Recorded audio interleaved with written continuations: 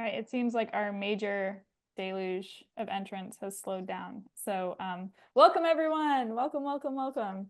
Today we are going to be hearing from Laurel Babcock, Extension Master Gardener Volunteer on really using native plants in garden design and kind of how you can get the most out of that. But before we get started, I just wanted to do a little bit of a quick intro about how we're going to do our presentation today and really about extension, because for some of you, this might be your first time hearing about cooperative extension. So next slide, please. So here in North Carolina, Durham County, we are cooperative extension. Sorry, you'll see I'm stumbling over my words because I'm still admitting people as I'm talking. So the brain can only do so much. But we are really a nationwide network of researchers, educators, and volunteers. And so we have a cooperative extension office in every county in the state, and in basically all states in the country, cooperative extension is present. Here in Durham, we are a partnership between North Carolina State University, North Carolina A&T, and Durham County. And so we are really all about getting good research-based information out to people, and whether that's about gardening or raising your kids or civic engagement or nutrition, whatever it might be, we have a lot of services. So we're everything from agriculture to welcome baby, kids voting, community gardens. So if you ever have questions, look us up. We probably have good research-based answers. Next slide. Relevant for most of the folks on this crew or on this call, if you are interested in gardening specifically, we would love to hear your questions. We'd love to see your weird bug pictures. We'd love to see all of it. Send questions, bring in samples, whatever you might want to the Master Gardeners here in Durham County. This is a whole, basically, cadre of highly trained gardening volunteers. Laurel is one of our stars for sure, but all 130 volunteers in our county are excellent. They've all gone through at least 16 weeks of training and would love to help you solve your gardening problems and help you come up with kind of solutions for areas you might not even know that you needed a solution for. So always feel free to reach out to us. Next slide. If you want to kind of check us out before you come meet us in person, we do have a number of online ways to connect. We have a really excellent blog that, in addition to having really great articles, also shares a lot of our upcoming classes. We have classes coming up in February, really focused on fruit trees, grafting fruit trees, how to grow fruit trees. We have a scion exchange where you can share bits of fruit trees to graft. We have all sorts of cool stuff coming up, so always check us out and see kind of what we're up to. And so my final note will be that today we do have a relatively large crowd. And so we have shut down audio and video for participants just to kind of streamline things. And we have also kept the chat to only be to Laurel and myself. Please direct all questions or comments to me. We want Laurel to be able to stay focused on her presentation. We'll be taking questions kind of as the talk is going, and then we'll be going through them at the end. So don't worry, we will totally get to your questions. Just send them to me and we'll get to them at the end. And we are recording this talk, and we'll be sending a link probably sometime this coming week to everyone who has registered. And also it will be posted on the Durham County Cooperative Extension YouTube in case you want to share it with others, or think it's just such great info that you need to watch it 5 more times, which might be all of us. So this will be recorded and you will get the ability to check that out on your own time. So with that, I am going to hand it over to Laurel. Thank you, Ashley. I'm so thrilled to be here and to be talking to you today. I'm also just so thrilled that so many people are interested in this topic, that it just really fills my love box. So thank you. So this talk is going to explore the benefits and the principles of incorporating native plants into garden designs, emphasizing their ecological, environmental, and aesthetic advantages. So ultimately, the goal is to empower gardeners to care for nature and enhance the local environment while adding beauty and year-round interest to their home sites. By planting natives that are paired with local site conditions, gardeners can create lower maintenance, sustainable gardens that support biodiversity, which is so cool. So here's a little bit of a background on how I got into natives. I've been gardening my whole life, helping my mom in the garden basically whenever I could. And then that grew into helping others with their gardens, until I was asked to do a formal design and, went from there. At first, I was focused on designing and helping people with any and all plants that they wanted. It didn't really matter. I didn't quite understand what a native plant even was. But then I read Douglas Tallamy's book, Nature's Best Hope, and it completely changed my perspective on why we garden, who we're gardening for, and what we're gardening with. And I really highly encourage those of you who have not read it to do so. There are so many awesome books out there. This is just one of them. And I have resources at the end of my slide that I've, so you guys can come back and look at those resources then. So what are native plants? It's always up for debate on the nuances of nativity, but by definition, according to the Audubon Society, native plants are those that occur naturally in a region in which they evolved without human intervention. They are the ecological basis upon which life depends, including birds and people. So if you've been gardening, many of us have heard of hardiness zones, which is a map created by the US Department of Agriculture that divides most of North America into 13 climate zones by the annual extreme minimum temperature. Many of you know we were recently changed from 7B to 8A. Thank you, climate change. This map here has traditionally been good for general plant selections like vegetables, herbs, other ornamental plants, as the temperature is a key factor in determining whether these plants are going to survive. But because of that reason, hardiness zones are not critical for native plant gardeners who grow locally adapted native plants. Which brings me to my next slide is the map of the ecoregions of the continental United States. So the best way to incorporate natives into your garden or habitat landscape to help restore the natural environment is to select native plant species from within your geographic region. This is also called ecoregion. A native plant originating from its home ecoregion and range will grow best because over thousands of years, it has adapted to that region's unique environmental conditions like climate, moisture, topography, soil. The same plant species may be found in several states and regions, but across its native range, species often have subtle differences in their genetic makeup, which is also called local ecotype. Using this tool is an environmentally sound landscaping practice that helps to preserve biodiversity, the health of the environment, and unique character of where you live. So speaking of where you live, I pulled up this map from the, what is it from? The Native Garden Design. Oh gosh, what is it from? Hold on. I'm not sure what, a Wild Ones website. There it is. Okay, sorry. And I typed in 721 Foster Street, which is the Durham County Extension Office. And we are section 8.3.4, also known as the Piedmont. This area goes from Washington, D.C. to the middle of Alabama. And this map in particular is really helpful.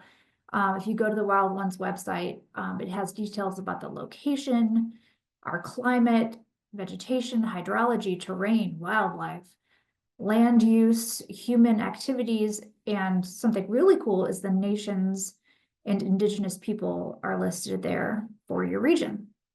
That's just so cool. So where possible, I like to use plants from my ecoregion, which for me is Wake County, still the Piedmont though. And I try to find plants that suit the site conditions that are as close to my ecoregion I'm working in as possible. And then if I have to sub in plants from further away for aesthetic purposes or personal preferences, I try to stay within the southeastern half of the United States, obviously pairing site conditions, of course. It's also important to keep microclimates in mind. So microclimates are like fine scale climate variations made up of small either heat islands or cool areas, depending on topography or if it's an area surrounded by cement or in the middle of a city. So even individual landscapes, your yard can have many microclimates. So it's important to consider that as well. So one of the many benefits of using native plants is that they are lower maintenance. So a lot of times native plants get this rap that they are low maintenance. You don't have to do anything to them, which really isn't true. And it kind of bothers me when people say that because there's always some maintenance, right? Like this past June, we had zero water, like none, nothing fell. And same with October. I think it was October. And you have to, like, plants need water, so you will have to tend to those. But typically, once established, native plants generally require little maintenance. And this is a really pretty hillside that Benjamin Vogt designed and installed of a native meadow, which is so cool. So research your local native plants, and how can you do that? So one way is to visit the different local native nurseries in the area. Have a map here from the Wildlife National Native Plant Society, rather. With Durham, Orange, Chatham, Alamance, and Wake counties listed. Go there and ask them what's native, and they'll definitely help you out, plant lists, that sort of thing. You can also go to the botanical gardens, like the North Carolina Botanical Garden in Chapel Hill. There's also the Blomquist Garden of Native Plants at the Duke Gardens, or you can look at online resources. So basically, you're looking for plants that thrive in your climate, your soil type, and your rainfall conditions, because those are going to be more sustainable. Some of these local native nurseries in the area, like I said, can be found on the Native Plant Society website. So a great online resource I've found is called the Vascular Plants of North Carolina website. You can look up species based on the common name, botanical name, and even download a list by the county and look at like everything that's native to your county. And whether it's ranked, its ranking and all that stuff. So you can also see how it like occurs within the state. So what I did is I typed in one of my favorite plants, which is Scutellaria incana. Don't shoot me if I'm not. And I typed in here, and so here's some of the detail that you can get when you type in something into the vascular plants database. It gives you the distribution of the plant, the abundance of the plant, the I can't even read what it says. Habitat, thank you. Phenology and identification, just such helpful knowledge for each plant species. I totally nerd out on this website all the time. Another thing that also lists is a map for this species is Scutellaria. It's just such a cool way to see all the different counties that it naturally occurs, like all the way down to the coast, up in Wake County, but then really abundantly in the mountains. So it's just fascinating. So if you're going to be doing a garden design, you're going to be planning for things in your landscape, you need to know your soil. Knowing your soil is going to help in choosing plants that are obviously adapted to your conditions, and you won't have to worry about the time, the expense, or the disturbance of soil life by adding different amendments. They're meant to be here, so stick them in the ground. Basically, you're going to dig into your soil to understand its texture and drainage properties. This is going to help you choose the right plants for your garden. And, you know, we're so used to designing a garden that looks good on the surface, but a real key to making it successful begins with what's going on under the soil line. It can also be helpful to get a soil test done, like at Cooperative Extension. You can find out lots of information like how much clay, silt, loam your soil has, what nutrients exist in the soil, what the pH is. Another good practice is to just do a drain test to see how fast the water is absorbed into the ground.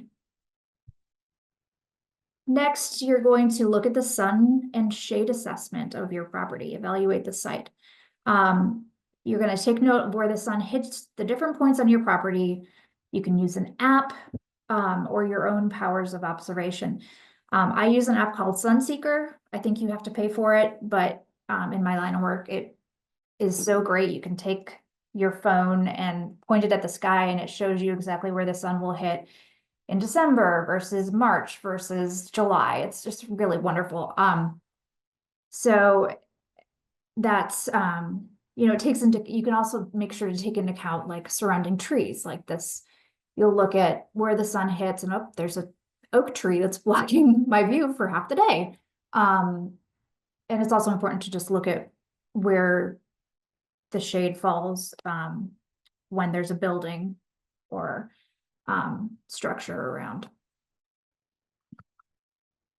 So because I am a nerd and I love me a Google spreadsheet, I found it easiest to take all this information and create my own database of plants that I pull from for various reasons. I think I had COVID for 2 weeks and I was stuck on the couch, and so I made a database. It's just my thing. So I organized my thing by native status, the sun needs, soil moisture needs, maximum height, bloom color, bloom time, plant type, root structure. I mean, folks, this is intense. Behavior notes, and then basically I have that database and then I filter on for what I'm looking for. And soon if you do this enough, you'll get to know it in your head and you won't have to reference the database much anymore. So that's cool.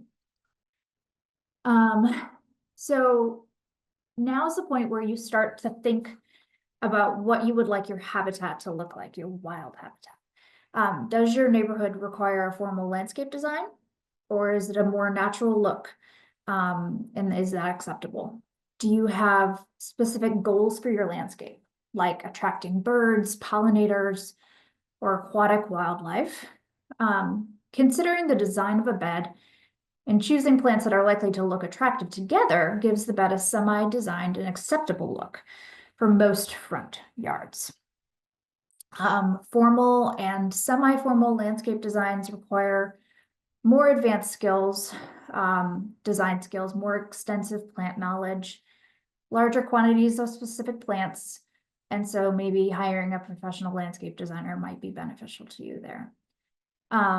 If you have less visible areas of your property, like maybe on the sides or the back of your garden, that's a great place to start a landscape bed, because you can plant whatever you want, basically. You can procure the plants, even if they're like any plants, based on their height. If they're mismatched height, if their colors clash, it doesn't matter. You're just learning, you're experimenting. And you could like just experiment with plants that focus exclusively on the ecological benefits, without needing to consider like what it looks like. You know, that's what I did in my backyard. So I just started planting plants. Didn't really matter, and I learned. So here are some examples of a formal design. This is taken from grownative.org. So a formal design can be used with native plants if you use specific management approaches to meet the needs of wildlife while still meeting the requirements of a strict HOA, if you have one. Again, this is from grownative.org. Then there's semi-designed sites, which are well organized, but they're still natural enough to support more wildlife while also fitting into a more traditional neighborhood. So here's a design I did. Against the porch, there's some shrubs that just have year-round interest. against, on the right side against the fence, I have some vines and taller plants that'll kind of hug that fence and create a room almost. And then in the middle, I have a layout, which when we plant this in April, I think the install date is, you know, things won't be completely exact to where they actually might end up. Like I might have to tweak some things and move the, you know, the milkweed over a little bit or something like that. And so that's where, you know, you get the formality, but you also have more wild look. So then here's another one that I did. I presented this yesterday to a client. And it's a semi-wild and natural appearance with an intentional design while providing a rich wildlife habitat with like paths and structures. And you can use this to either gain neighborhood or spousal acceptance. Sometimes the spouses need to be brought on board as well. So then another type of garden is a wild and natural appearing garden. This would provide maximum wildlife support with no limits imposed by neighbors or HOAs. This picture is from the book Native Landscaping by the Indigenous Landscapes Company. So something like this, like a wildflower meadow, is typically done through seeding, through plugs, or you can use larger, through seeding, sorry, it can be done through seeding, you broadcast the seed. Or it can be done through plugs or larger plants, but that would be dependent on your budget, of course. Or your property might be large enough that you can use a combination of these approaches in different areas of the landscape, which is cool. So now we're talking about the plants and the aesthetics, but we need to also study the roots. So once you've determined your soil type and have researched what plants will grow in it and what will tolerate the garden's sun and drainage conditions, it's time to dig a little deeper, if you will, to discover what the plant's root masses look like. Generally, a plant's roots are fibrous, taprooted, bulbous, rhizomatous, or they have corms. And as I've said before, a truly sustainable garden, one that requires less maintenance and evolves over time to support wildlife, is a garden whose below ground activity is thoughtfully planned out. How roots respond to competition, how they extract nutrients and foster soil life are all important considerations in a dynamic, lush, and low maintenance landscape.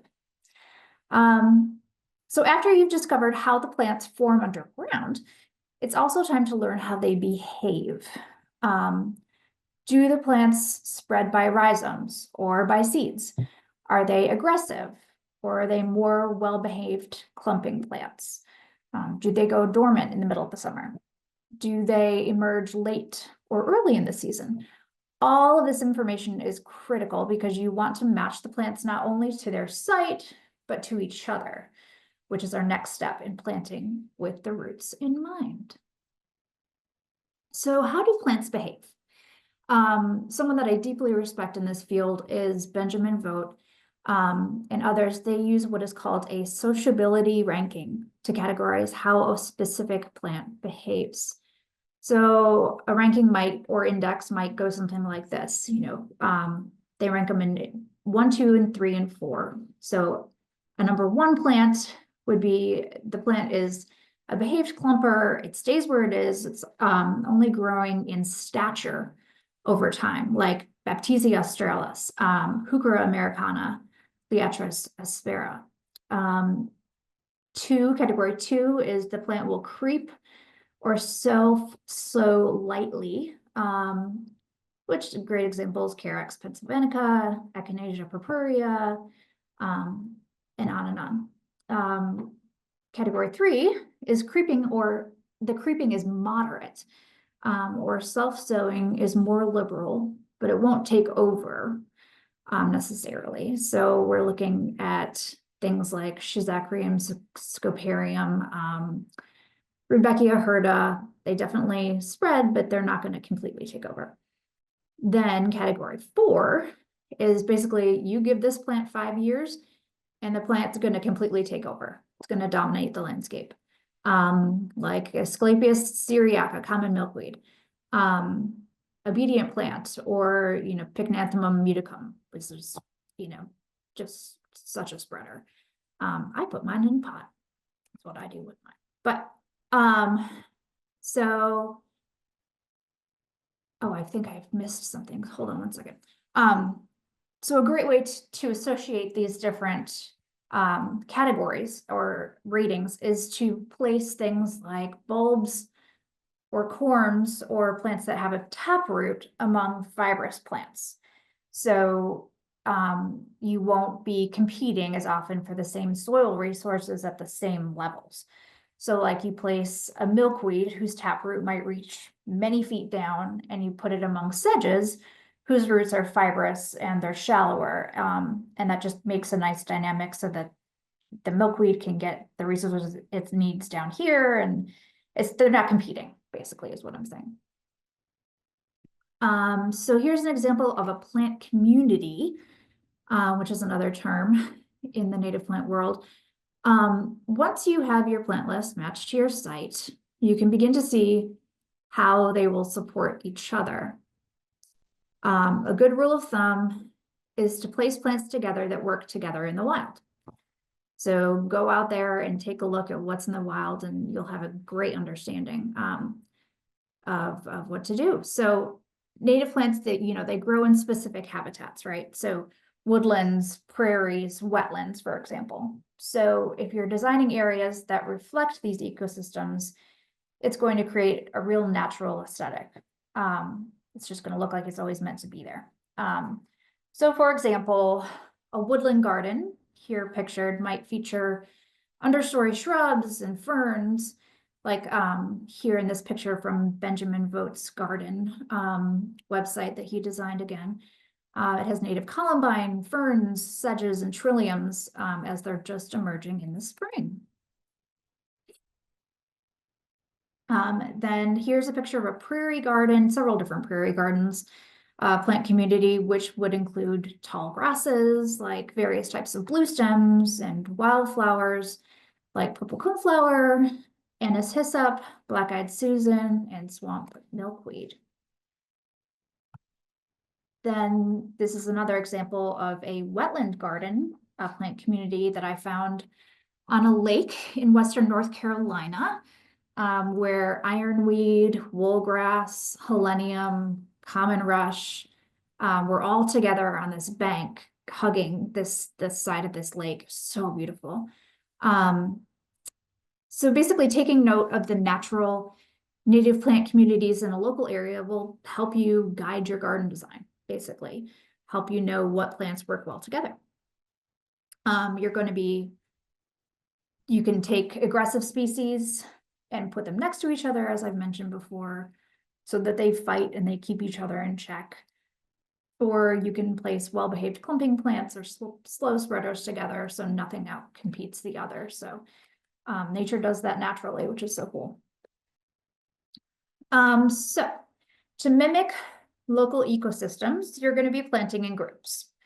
The term massed planting, also known as planting in drifts, is a tool garden designers have to express natural patterns in more artistic and coherent ways. It's a simple but effective landscape design technique that entails filling a space with groups of the same plant for impact, drama, or harmony. Of course, mass is a relative term, and it could mean a large group of one kind of shrub, or it could mean 7 plants in a tight cluster. But whether your garden is large or small, modern, cottage, the idea of planting in drifts is the same. So now everyone, has an intense interest in gardens that are low maintenance and promotes sustainability. So planting in masses makes all kinds of sense. It's the simplest way to make a big impact in any garden of any size. So here is a picture from garden, Donald Pell's garden that he designed. It's just a stunning photo. And the results basically of doing this planting in mass is a fantastic show that draws your eye and demands you to stop and take it in. Here's another one from Donald Pell. Grouping plants in clusters mimics how they grow in the wild, like I've said. Nature is the queen of massing. So just take a look at your nearest natural prairie or meadow.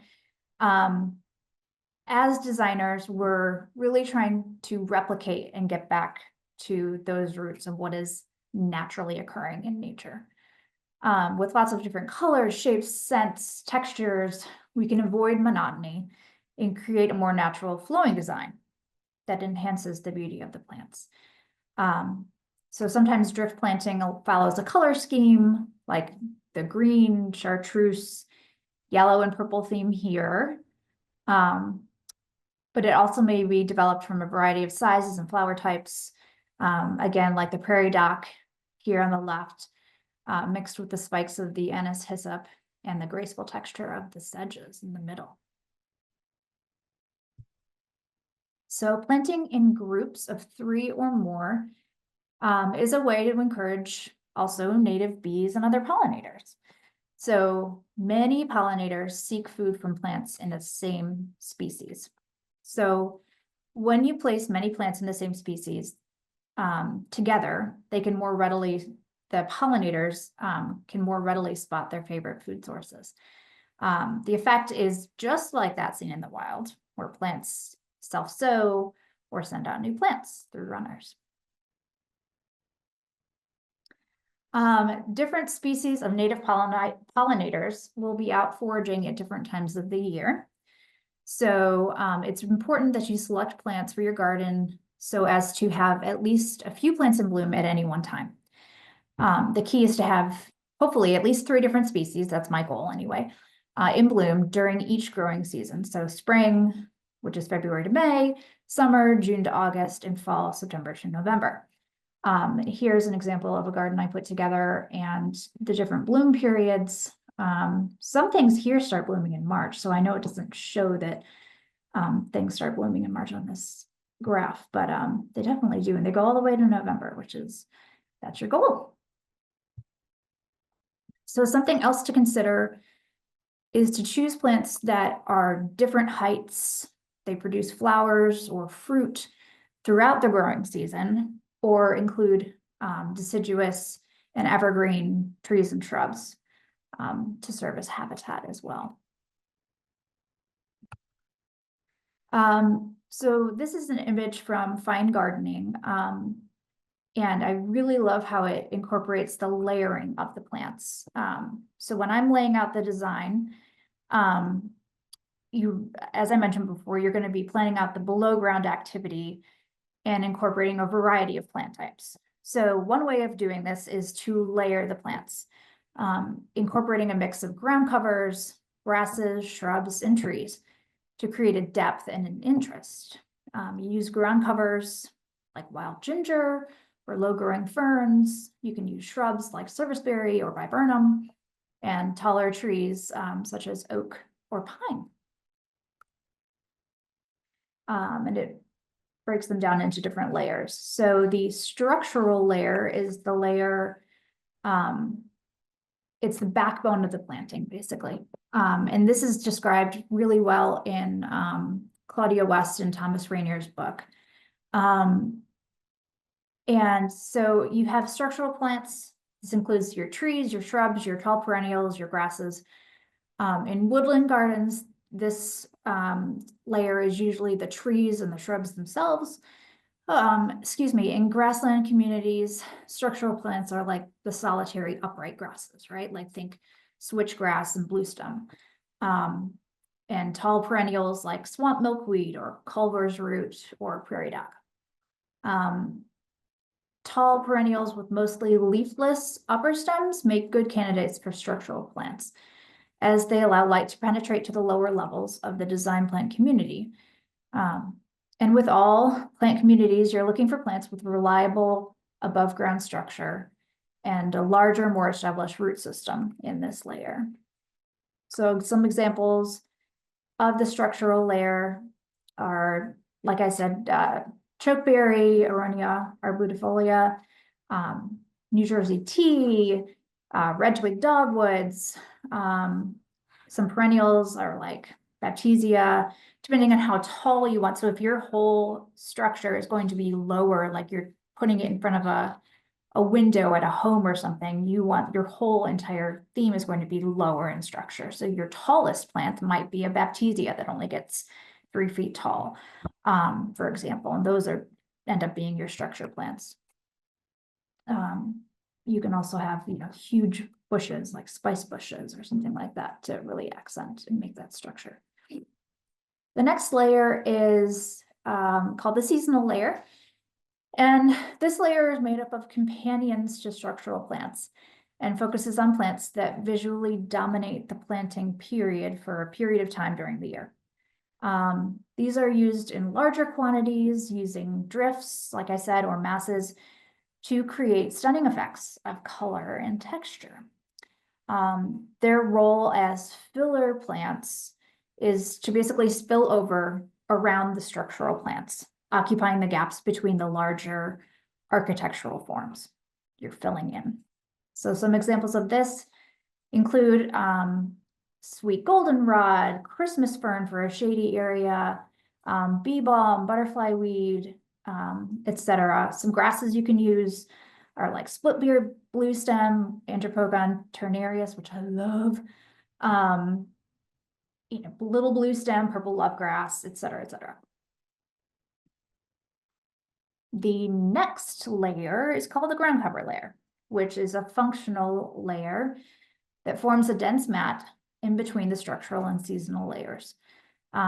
These plants hug the ground and provide erosion control, weed suppression. They also can form as a green mulch function. So a lot of times I tell people that don't use mulch, just put plants in between it. And that is your living mulch. So like in woodland communities, the layer can be spring ephemerals, ferns or sedges, and low woody plants. In grassland communities, it can be like a thick covering of short grasses or creeping forbs. Some examples of the ground cover layer plants, wild ginger. As I said, lady fern, lots of different ferns, green and gold. One I particularly love is robin's plantain. That just covers the ground so beautifully and has those white daisy flowers. Some grasses are carexes, your prairie dropseed, your rushes. Those are all served really well as your base layer. So now it's time to put it all together and design your garden beds in preparation for acquiring plants and planting them. I really encourage you to look over this presentation again to remind you of the basic landscape design principles that maximize the ecological services and benefits to wildlife, and really consider the landscape layers that make up a rich wildlife habitat. So now the next steps after planting are to observe how the plants behave. So over time, you're basically going to observe the plants in your garden, and you're going to adjust the choices as needed based on how they grow, how they interact with the environment and each other. Also, you're going to allow for natural succession. So things just happen naturally. And some plant gardens evolve over time as plants either self-seed or spread. Basically, my encouragement is to let your garden evolve naturally for a more diverse and resilient landscape. By using native plants, just to sum up, you use them thoughtfully, you can create a landscape that is not only beautiful, but also beneficial to the environment, requiring less upkeep while supporting local wildlife and conserving resources. That's the goal. And here, finally, I've included a lot of the resources that I've mentioned in this presentation. You can look at them here. I encourage you to read and research as much as possible, because that's going to give you the knowledge that you need to create your own sustainable landscape. Thank you very much. That was awesome, Laurel. So cool. So we have so it's awesome first off just to see all of these really, really cool resources and kind of things where people can get more information. I will include in our follow-up email some resources from Cooperative Extension, especially for Debbie Roos's pollinator garden over in Chatham County. For folks who are looking for specific recommendations, she has a list of top 25 native pollinator plants. Those are really focused for sunny sites. So one word of warning, but she does include basically monthly pictures of her garden where she shows what's in bloom and what looks good. And so it's a kind of a good way to snoop on someone else's garden and get ideas. But I absolutely love your idea and love your recommendation to find that spot on the side of your house or in the back of your house and just start playing, right? Get some plants, see how it looks, have fun with it, right? That's because that's really how you started. That's how you learned. That's exactly how I learned. I just put stuff in the ground and thought it would look nice, and then saw how it would grow, and then I moved things around as I needed to. Yeah. That's always the thing, right? Gardening is it's a hobby. It's not an end product. Yeah. So we did have a lot of folks who were really excited specifically about the database that you were talking about that you had created. Just to be upfront, there were questions about whether you would be ever willing to share or put that up for purchase, or if there's any, or even kind of where you were pulling those resources from in case folks wanted to recreate something like that. Yeah, so I thank you, COVID. I I pulled them, gosh, I pulled so many from that vascular plants database. Yeah. And I went through all my favorite plants, and then I just included the details in every single slot. And yeah, I use that. Sometimes I use the Missouri Botanical Garden website. They have helpful information on there. Gosh, what else did I use? I think I want to say that's about it. Please tell me you use the plant toolbox at least once. Oh, of course. I'm sorry. Breaking my heart. Okay. I'm sorry. Oh, no, you're good. You're good. No, yes, I definitely. So I'll share those links as well. I was giving Laurel a hard time for folks who might not have used it before. We do have the North Carolina Plant Toolbox that Extension has put together. I would say its shortcoming is that it focuses on North Carolina, so it focuses coast to mountains.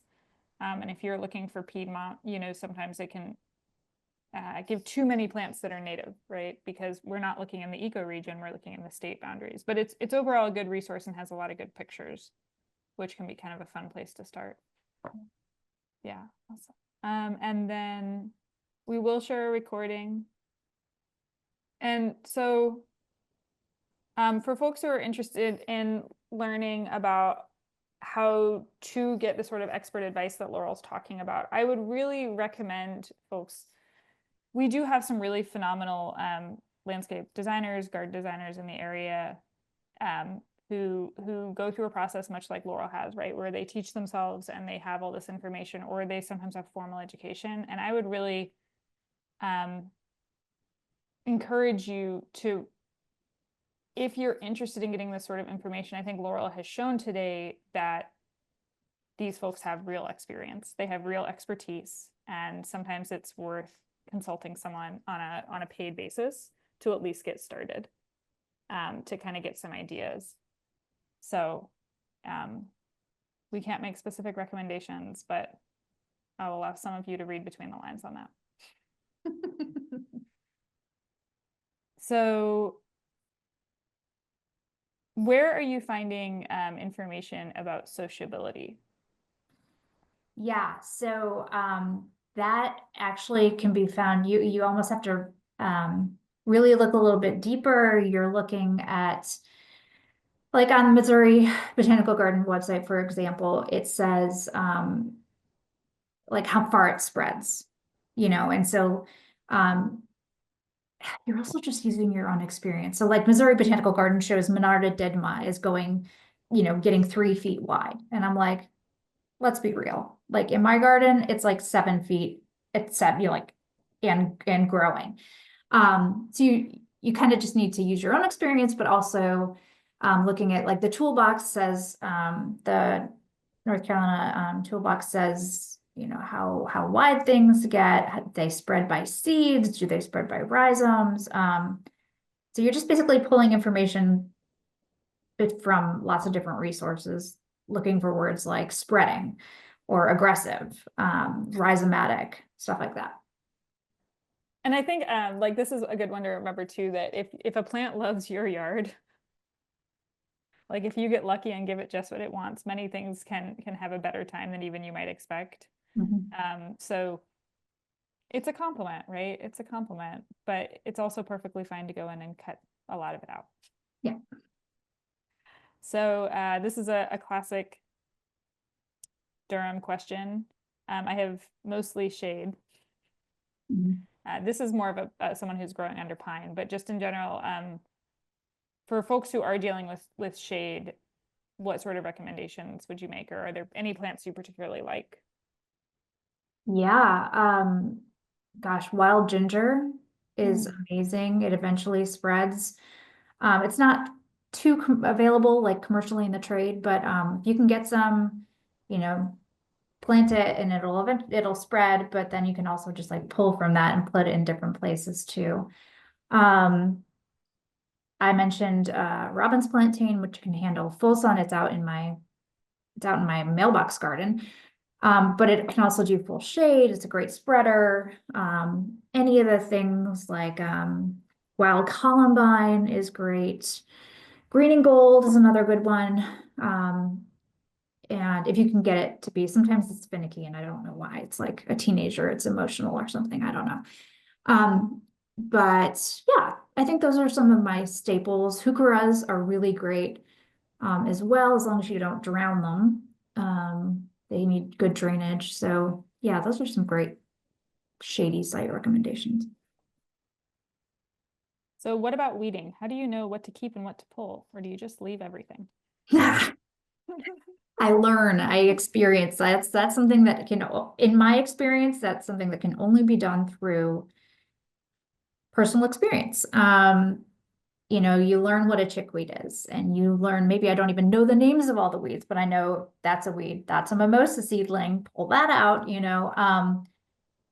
You can go to, I'm pretty sure that the extension has information about weeds, at least I know they do, about different weeds, pictures of weeds and, you know, whatever. So you can definitely look that stuff up. You could possibly use an app to, some of them are more accurate than others, to identify what a weed is. And some weeds are actually really beneficial. I mean, a weed is a relative term, right? It's just something that's not really wanted in your garden. It's not necessarily a category of specific plants. Like these are the weeds. Yeah, so I think you can do some research on your own, but a lot of the experience is just going to come from getting out there and looking in your own garden. Yeah, and I think that with this sort of gardening, and especially as we're hoping maybe that some things will seed themselves in, part of it is giving weeds a little bit more of a chance to see what they're going to turn into, you know. Yeah. Most things, we had a speaker for the Durham Garden Forum maybe last year too, though, who talked about the fact that it was really nice to have these sort of diverse native plantings, because in some ways they also help to hide weeds, because there are just so many things going on that you might not notice that it's a little weedy, which is great. You know, one in my garden that I keep, and when people come and visit my backyard, they're like, "Oh, you keep this? It's the native violet. Grows Yeah, I love everywhere in those. my garden." And everybody's like, "I pull those." And I'm like, "Well, I don't know why, because they literally are the ground cover in my garden." So, yeah, leaving some stuff because it's native, so it's cool. And I love that little white variant that pops up sometimes, and they're just so, that's funny. I added violets to our old garden. So we have someone who purchased a seed mix and they're very excited about it. What would you suggest for preparing the ground for Oh, planting like a seed mix? that depends on what you have. If you have grass, get it up. You know, I would recommend, and I know I'm gonna push some buttons here, but I would recommend spraying the grass with an herbicide. And then once that grass is dead, you're gonna plant right into it. or if, if it's just a natural space, then go ahead and seed right on top of it. I wouldn't seed, like if you have a huge pile of leaves, I wouldn't necessarily throw a seed down on top of that. I might prepare the bed a little bit, rake it out so the soil's exposed. Definitely water is the biggest thing. A lot of people put down seeds and then forget that they need to, supply additional water. But I have a feeling that this person is asking about grasses in particular, like how do you transition from a grass area to a seeded area, maybe. But that topsoil, something that I always tell people is that topsoil is really nutrient rich. And so if you dig out that topsoil and remove the grass that way, you're going to take away a lot of that really healthy soil. So I really recommend just planting right into it.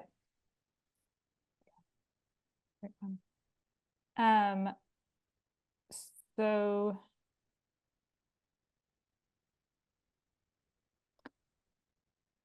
sorry, trying to make sure we get through these questions in kind of an efficient way. Again, the recording, I will share it directly and we'll post it to the extension YouTube, but I'll share it with directly with everyone here. Laurel, we'll see. Is it okay if I feel bad asking this on the spot. Are you okay with us maybe sharing like a PDF version of your slides, just so people have these references, or is Yeah, okay, cool. absolutely. So Absolutely. we'll share slides as well. And then we do have a question about if somebody wanted to grow, this is a fun one, blueberries maybe, but they want to have this kind of native plant garden too. And so they're talking about adjusting pH for blueberry bushes. But yeah, so one of the interesting things though, and maybe I can take this a little bit, and I'd love to like hear your thoughts on this, is because blueberries are actually native, they handle low pH. And so when we think about, if you want a bunch of native plantings and you want blueberries, like Yahtzee, right? Blueberry is a native planting. And so for most of your other native perennials and shrubs that you might think about adding, you're in the right pH range for kind of everybody. Is that right? Yes. Yes. I mean, generally speaking, yes. You're not, whether you have pine trees around, or oaks or, just a flat field, it's all the same. Yeah. Yeah, it's all pretty similar. And so I think that blueberries, I would actually, I say, I kind of am pushing blueberries as like more of an ornamental shrub for that reason, because they get really good fall color, you can eat them, and they're perfect for the native garden. Yeah. Because they love that pH that all those other plants like. Yeah. Any tips on selling this to HOAs? The idea is really, so while spring and summer gardens are beautiful and we see lots of those photos, how to sell a native garden with the winter landscape, right? So what can we kind of be doing in the winter to make some of these design choices maybe a little bit more palatable to HOAs or spouses or neighbors? Or I would incorporate, grasses are great, especially the plumes on grasses like a muley grass, your split-beard blue stem, all of those are going to have some great structure in the winter. I don't think red twig dogwood is native to Lake Durham County, but that's another one, just providing year-round interest, something that can a structure while also having seed heads. Echinacea purpurea, the purple coneflower is a great one to just leave. You just leave it up, and the seed heads are, they count as a winter interest. I don't think it has to look messy. And that really appeals to a lot of HOAs. So and you're just basically changing the thought process. People think, it just has to be evergreens in the winter, but by thoughtfully planting a garden, you can really just make that winter structure stand out. And yeah. Yeah, and so we're going back through slides, I think. But so I think that part of it too is and there's been success with some HOAs in Durham on this. Part of it, unfortunately, is really being an advocate for your garden. So it's like making things attractive and doing all this kind of planning and doing all of that, but also like really trying to bring people along in a nice, fun, want to come along sort of way to what your vision is. You know what I mean? Right. Part of it is the sort of like being your garden's, cheerleader and being willing to be like, it's so great that we're able to support all this native wildlife. And it's so great that you, HOA president, are on board. Like there is like a charm offensive that can go along with that I think is kind of an unsung part of how you accomplish it. Yeah, yeah, definitely. Yeah. And so we have a couple more questions. So someone who, this is just a quick one about soil testing. So for soil testing, at least through the North Carolina Department of Agriculture, that will tell you all about soil chemistry and soil pH. Unfortunately, it won't tell you things like organic matter, nematodes, or that kind of stuff. We do actually have a very specific test for nematodes that you can submit a sample for that. Please contact me if you're ever curious about it. But in general, a kind of standard soil test will just be telling you pH and soil chemistry. So what are your nutrient levels and what nutrients might you need? But luckily for most of our native plants, our native pH is fine, and they actually prefer kind of nutrient poor soils. With too many nutrients, they tend to grow too much and they flop. Like they just kind of, they get too excited and kind of pass out, it looks like. Yeah, So, like rattlesnake master. yeah, Gee. rattlesnake master needs like a rough site. Yeah. We have a question about whether there is a site where you can filter by deer resistance. North Carolina Plant Toolbox, you can do that. I will share that in our follow-up email, how you can do that. So can you plant the perennials and then the ground cover plants? This is someone who I think kind of does a planting style that a lot of us end up doing, where we spread our perennials out a little bit too much and then have a bunch of open space. Can you go in kind of after the fact and add those ground cover plants? I definitely recommend it.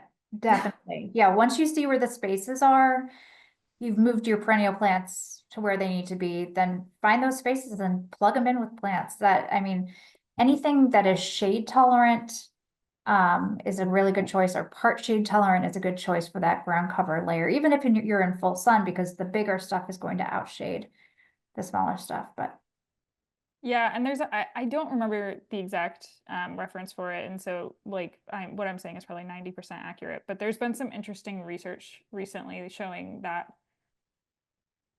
from kind of an urban heat island perspective, so this idea that cities are often much warmer than surrounding areas because of all the pavement and the way it holds heat, there's some idea that actually mulch might not be significantly better than pavement. And it's really green living things that yes, reduce that heat retention. yes, So it's like mulch absolutely serves a purpose. Mulch absolutely should be in a garden in certain places, but in general, it's good to be replacing mulch with living ground covers. It's better for your soil too. yeah. Although, like, don't get it twisted. Mulch is better than nothing. And then somebody who I think just wants to be let off the hook. What are your feelings on poison ivy? I know it's native, but I can't walk through my garden without getting the oil on my skin or clothes. Can I get rid of it? Of course. Yes, please. You do you. You do like if you can't walk in your garden because of a plant, take that thing out. I mean, just because something is native does not mean that you have to have it in your garden. That is Yeah. I love that spirit, but you can get rid of it, you guys. You can get rid of your yeah. You can get rid of your poison ivy. Okay, so the rest of our comments are kudos. Laurel, everyone enjoyed it so much. Absolutely love it. So thank you all again so much. We will be sending out a recording and extra resources at the very latest sometime next week. And thank you all for joining us on this Saturday morning.